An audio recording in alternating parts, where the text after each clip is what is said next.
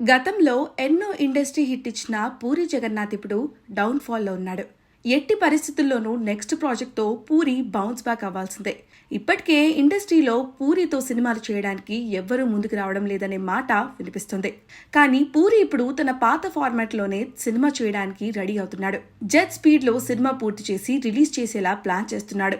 అటూ ఇటూ తిరిగి కింగ్ నాగార్జునను పూరి ఒప్పించినట్టుగా తెలిసిందే. శివమణి కాంబో రిపీట్ అవుతుండటంతో పూరి సాలిడ్ కంబ్యాక్ ఇవ్వడం పక్కానే నమ్మకంతో ఉన్నారు. అయితే ఇక్కడి వరకు అంతా బాగానే ఉన్నప్పటికీ పూరి చార్మి మధ్య విభేదాలు వచ్చాయనే న్యూస్ ఒకటి వైరల్ అవుతుంది. జ్యోతిలక్ష్మి సినిమా నుంచి పూరి జగన్నాథ్ చార్మి కలిసి సినిమాల నిర్మాణంలో భాగమవుతున్నారు. ఇద్దరి మధ్య ఏదో ఉందనే పుకార్లు వచ్చినప్పటికీ తమ పని తాము చేసుకుంటూ పోతున్నారు. కానీ లైగర్ ఫ్లాప్ తర్వాత ఈ ఇద్దరి మధ్య చెడినట్లుగా వార్తలు వస్తూనే ఉన్నాయి. ఇప్పుడు ఎవరి దారి వారు చూసుకోవడానికి రెడీ అయినట్లుగా తెలుస్తోంది. ఇద్దరు వేరువేరుగా ప్రాజెక్టులు చేయాలని నిర్ణయించుకున్నారట. దీనికి మరో బలమైన కారణం కూడా వినిపిస్తుంది. కొందరు హీరోలు పూరితో పని చేయాలంటే చార్మి ఈ ప్రాజెక్ట్ లో భాగం కాకూడదు అనే కండిషన్స్ పెడుతున్నట్లుగా చెప్తున్నారు. కానీ ఇద్దరి మధ్య తేల్చాల్సిన లెక్కలు చాలానే ఉన్నాయట. ఈ వార్తల్లో ఎంతవరకు నిజముందనేది తెలియదు గానీ ఇది పూరికి బిగ్ షాక్ అనే చెప్పాలి.